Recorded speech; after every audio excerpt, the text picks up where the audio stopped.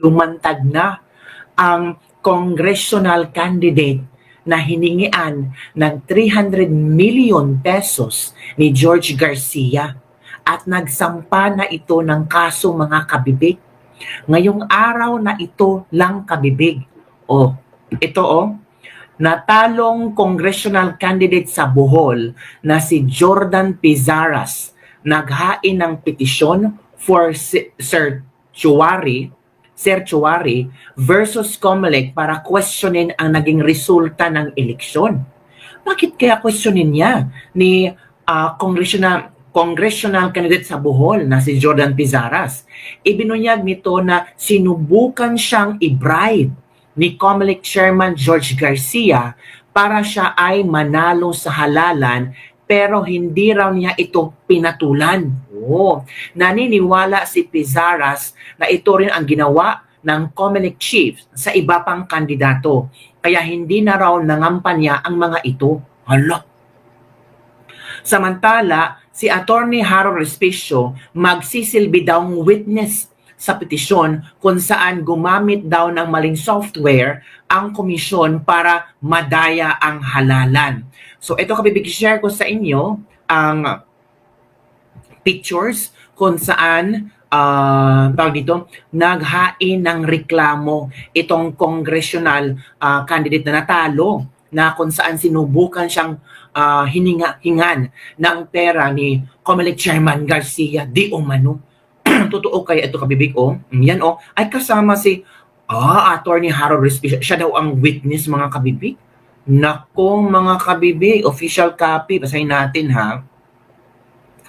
Jordan M. Pizaras, petitioner, versus Commission on Election Honorable George Erwin M. Garcia in his capacity as chairman of the Commission on Election Honorable Nelson G. Celis, Honorable Ernesto Ferdinand P. Maceda Jr., Honorable Aimee P. Feralino Ampolocchio, Honorable, ang dami dito ha, in their capacities as commissioners of the Commission on Election, ang kanilang ikinaso certiorari and mandamus rule under Rule 65 with prayer for issuance of status quo pro ante order and writ of mandatory preliminary injunction.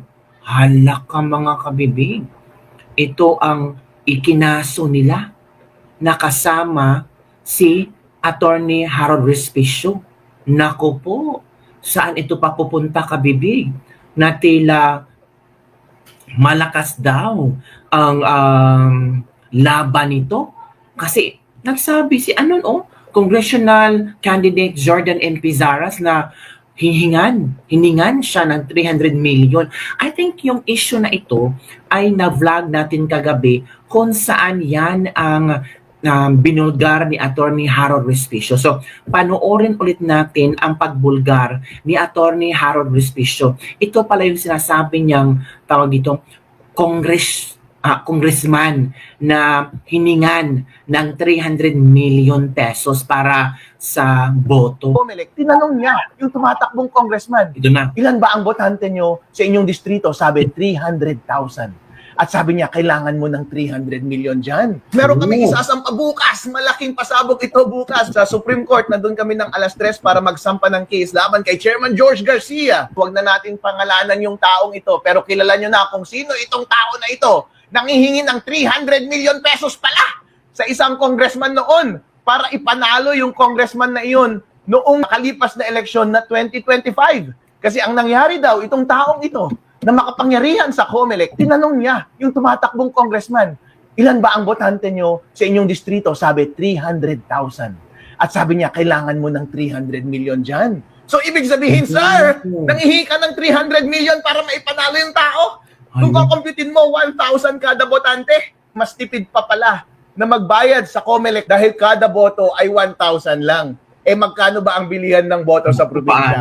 Tigpa 5,000, tigti 3,000, kung minsan umaabot pa ng 10,000, kailangan mong mag-invest ng 300 million pesos. Hindi po yan sismis lamang dahil kasama po yan sa petition na ipa-file namin bukas doon sa Supreme Court. Magkakaroon po kayo ng kopya. Mababasa nyo po mismo yung detalye dahil halos nalaglag sa upuan yung kandidatong iyon nung sinabihan siya na kailangan niya ng 300 million pesos para makakuha ng boto para sa 300,000 na botante sa kanyang distrito. Sir, kung sino ka man, buong Pilipinas, kilala ka, kung sino ka, hindi kita kailangang pangalanan, alam na natin lahat, nangihingi ka pala ng 300 million pesos. Akala mo, kung nagsalita ka, akala mo ang banal-banal mo. Isa ka palang kurap. Nakausap itong makapangyarihang taong ito doon sa COMELEC. At yung taong yun sa COMELEC ay tinanong kung ilan ang botante niya sa kanyang distrito at sinabi niya 300,000 po. At sinabi ng taong makapangyarihan na to, kailangan mo ng 300 million pesos para dyan. Wow! Hindi ba yun implicit na panghingi ng 300 million pesos na bribe? Hindi ba iyon implicit na pagbili ng boto na 1,000 pesos kada botante, mas tipid pa kaysa sa actual vote buying? Kaya pala, kung titignan natin yung mga circumstances, sinasabi nila na yung mga nanalong mga kandidato na may suspetsa silang nanloko ay hindi na nag-effort na mangampanya at hindi na rin nag-effort na bumili ng boto dahil mas mahal bumili ng boto on the ground kaysa magbayad dito sa korap na opisyal na ito na ating gobyerno na ang presyo lamang ay 1,000 kada vote. Dapat siyang mapakulong ng napakahabang panahon. You are mentioning kanina si Comelec Chairman George Garcia. Hindi ko sinasabi na siya yung tao na yon. Pero taong bayan, alam nyo na kung sino yung tao na yon. Hindi ko sinasabi na si Chairman George Garcia yun. At hindi ko rin itinatanggi na siya iyon. Pero bukas malalaman ako. Malalaman nyo po dahil magkakaroon po kayo ng kopya ng petisyon. At yan po ay part ng mga alegasyon ng magsasampa ng kaso bukas ng petitioner. So ito kabibig, nagsampa talaga kanina. Pinakita ko na ang picture ha. So ito naman yung interview kanina kabibig. Manood tayo ha. Ito na kabibig ito. Sinasamahan ko si Attorney Jordan Pisaras para magsampa ng kaso laban kay Comelec Chairman George Garcia para sa lahat ng pandalayang kanyang ginawa ngayong eleksyon 2025. Ang bigating aligasyon ni Attorney Pisaras ay dumalaw si Attorney Pisaras doon October 2024 sa opisina ni Chairman George Garcia para mag-courtesy call dahil first time niyang tumakbo bilang congressman ng District 1 ng Bohol. At tinanong niya lang si Chairman George Garcia, meron natin ng maayos ang lahat ng ating election laws ngayong election process na ito? Ang sagot ni Chairman George Garcia ayon sa petisyon ni Attorney Pisaras ay, ilan ba ang botante mo sa iyong distrito? Ang sabi, 300,000 po. Ang sagot ni Chairman George Garcia, kailangan mo ng 300 million pesos para manalo. What? Anong suggestion yun? Ibig sabihin ba nanghingi ka ng 300 million pesos para maipanalo mo si Attorney Pisaras bilang congressman ng District 1 ng Bohol? Naniniwala po si Attorney Pisaras na itong kalakaran na ito ng COMELEC ay lantaran at widespread sa buong Pilipinas at ginawa nila sa lahat ng mga kandidato noong mga nakaraang eleksyon. At yung mga nagbayad sa COMELEC ay siyang mga nanalo ngayong election process na ito. Dahil sa statement ni Chairman George Garcia, kailangan mo ng 300 million pesos para manalo. Paano mo i-interpret yung salitang iyon? Chairman George Garcia, sagutin mo nga, ano ang ibig sabihin nung sinabi mo kay Attorney Pisaras na kailangan niya ng 300 million pesos para manalo? Magkano ang sinabi mong halaga para sa mga ibang kongresista, ibang mga kandidato na lumapit sa iyo? Ngayon ka, bibig. Grabe na windang ako. Yun pala, nangyari. Hala ka. Nako. Ano ang yung reaction nito, kabibig? Parang shocking, no? Ang project ng admin ngayon ay mag-contem na hindi sumunod ng gusto nila. Ito pa, may something to siguro. Hala, may, in fairness ha, may merong witness. So, paano kaya ito lulusutan ni COMELEC Chairman Garcia? Diba kabibig? Paano niya to sasagutin? Ito yun kanina, nagsampa sila ng reklamo sa Supreme Court. Ano kaya ang pwedeng i-explain? Ano kaya ang official statement ni COMELEC Chairman George Garcia na meron na talagang lumantad? Diba? Ang tanong,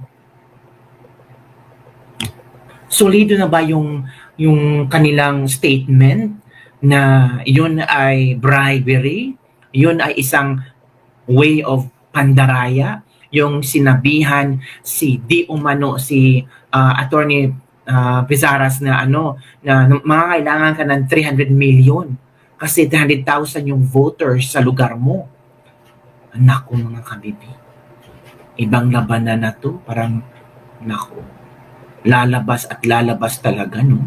Kung totoo man ito, parang nakakawindang naman ang bastos, 'di ba? Parang pinaglalaroan lang ng COMELEC ang mga boto, ang mga botante.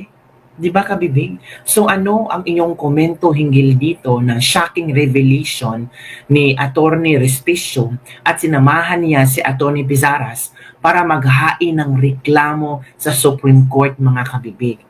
Sigaw pa nga ni Attorney Harold Respicio na dapat ikulong si COMELEC Chairman George Garcia. Ano kaya ang magiging statement ni COMELEC Chairman George Garcia hinggil sa issue na ito? Of course, i-deny talaga ni George Garcia. Kasi, take a look, statement lang ang naging ebidensya nila ni Harold Respicio. So, parang hindi masyadong mabigat na katibayan. Pero we don't know, baka meron pa. O kung baka may recording or kung ano ba. So, maghihintay tayo mga kabibig sa updates hinggil dito sa ang paglantad ng isang witness, isang congressional candidate sa Bohol na di umano ay hiningan ng 300 million pesos ni George Garcia para manalo sa Bohol bilang congressman. What do you think, kabibig? Maniniwala ba tayo dito? Or puro na lang itong aligasyon at mabasura na itong kasong ito? Ano sa tingin niyo? Ay nako, ang gulo-gulo ng Pilipinas. So don't forget to like, subscribe, and share this video para sa mga latest trending news na ating pag-usap-usapan. Bye everyone! See you next time.